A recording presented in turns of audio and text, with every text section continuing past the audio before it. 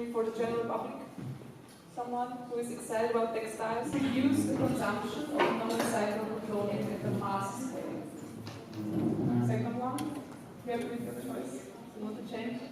Recycling rate of digitalists in Vienna. Do you want to work on the challenge number 3?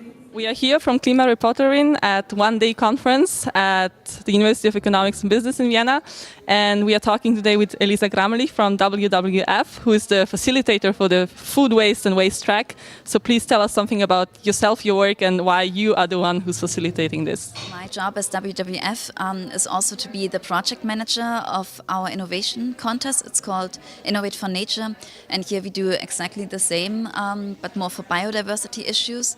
Regarding waste and plastics, I mainly work with larger companies together, like for example with supermarkets, and try to help them reduce their packaging and also find more sustainable alternatives. Did you notice any interesting methods, ideas that came up? For example, the empathy map is quite useful to figure out which people cause the problems and what their needs and thoughts are, and to relate to them in order then to solve this challenge and really reach those people. I also think that the impact canvas is quite useful to have an overview about the challenge and know about the whole systemic perspective as well. Ich bin der Nick, ich studiere Physik und Ich bin Franzi und ich bin 19 Jahre alt. Unser Projekt hat sich mit Fast Fashion beschäftigt und insgesamt, wie kann man die Massenproduktion, auch den Massenkonsum von Fast Fashion reduzieren. Und wir haben uns da eigentlich überlegt, dass am wichtigsten ist, Bewusstsein zu schaffen den Leuten und die Leute irgendwie anzuregen, sich darüber Gedanken zu machen. Und ja, die Frage war, wie erreicht man Leute?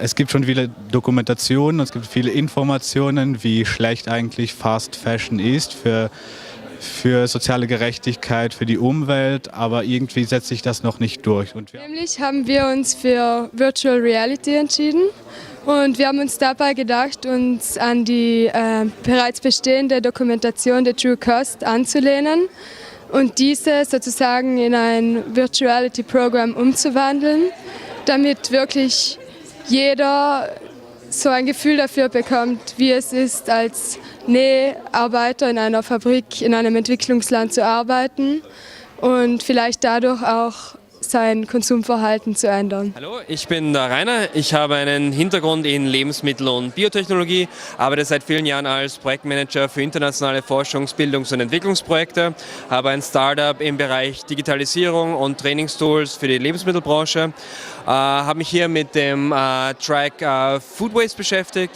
weil das auch ein sehr interessantes Thema für uns ist. Wir sind hier mit einer Lösung, haben wir entwickelt im Bereich Food Waste Vermeidung, wo wir einfach Kühlschränke in zum Beispiel Gemeinden oder in Häuser hineinbringen, wo die Leute gemeinsam die Abfälle, die sie haben im Lebensmittelbereich oder die Leftovers einfach sharen können. In alteingesessenen Gemeindebauten wird das sicherlich ein bisschen eine Challenge sein, weil gerade dort Feuer, Polizei, behördlich Sachen aufzustellen, besonders auf den Gängen und in den Gemeinschaftsräumen. Teilweise gibt es auch keine Gemeinschaftsräume, aber gerade in den neuen Gemeindebauten, die quasi noch leer stehen, wo die Leute neu einziehen. Da gibt es sehr viele Gemeinschaftsräume auch, wo die Leute normalerweise ihre Kinder wegen, ihre Rolle und so weiter hineinstellen.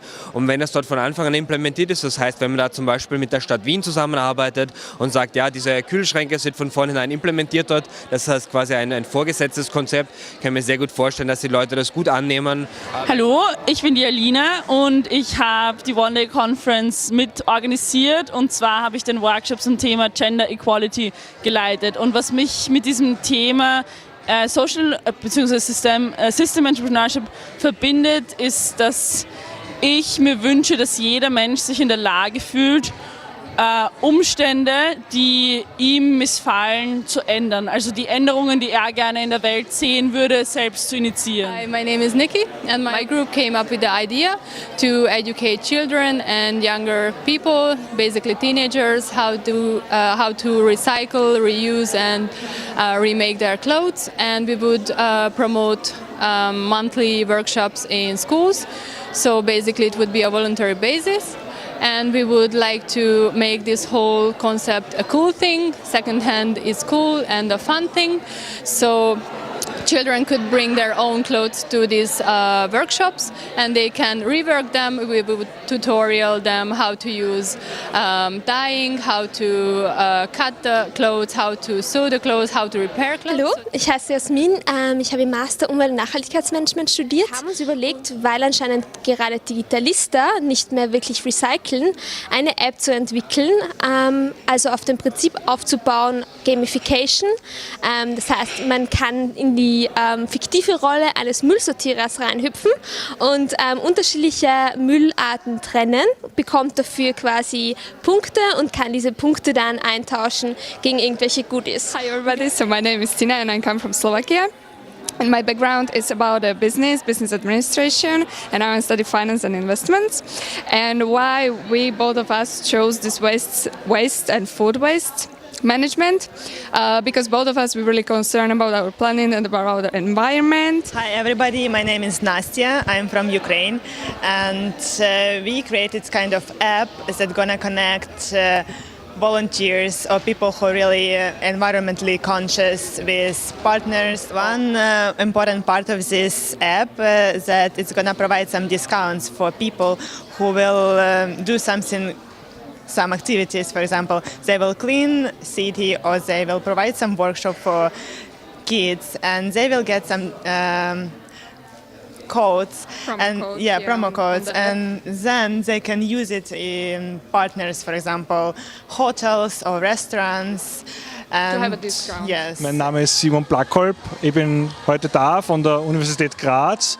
Bin dort Teil der Systemwissenschaften Forschungsgruppe und war eingeladen auf der WU zum abschließenden Panel der One-Day-Konferenz. Und in diesem Panel ging es um Systems Entrepreneurship. Ich habe dabei den systemtheoretischen Teil gehalten. In den Systemwissenschaften schauen wir uns Systeme einfach wirklich in ihrer Grundnatur an. Ich mache derzeit zum Beispiel ein Verkehrsmodell, mit dem wir, ohne dass wir wie andere Verkehrsmodelle viele Daten brauchen, trotzdem vorhersagen können, wo und wann Stau entsteht.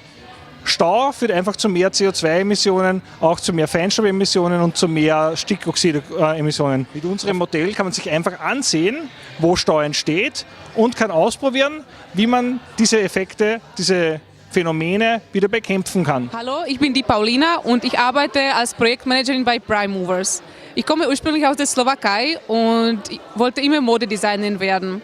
Dann habe ich gedacht, was ist der Mehrwert für die Gesellschaft? Dann habe ich mir überlegt, Bildungswissenschaft zu studieren, weil es mehr sinnvoll war. Aber trotzdem blieb die Mode als meine Leidenschaft. Dann habe ich beschlossen, dass ich Mode, Bildung und Innovationen in einem Projekt für mich selbst dann machen werde. Und ja, es ist sehr interessant zu sehen, dass man auch in nachhaltiger Kleidung etwas bewegen kann und dass man den Textilabfall auch reduzieren kann. Und das ist eigentlich meine Absicht, und bin gespannt, was aus den Ideen herauskommt und was mich da inspiriert. Hey, my name is Oka McAllister. I am the founder of Prime Movers. We are a youth engagement organization focusing on creating social businesses and teaching kids about social and environmental issues. We had a very long and productive day today. And as we closed the panel, I was asked what my actionable advice to youth was. And I would like to share that with you today as well. And I said 3 things. 1, understand the problem that you're trying to solve. 2, understand the system behind the problem you're trying to solve. And 3, less talking, more doing.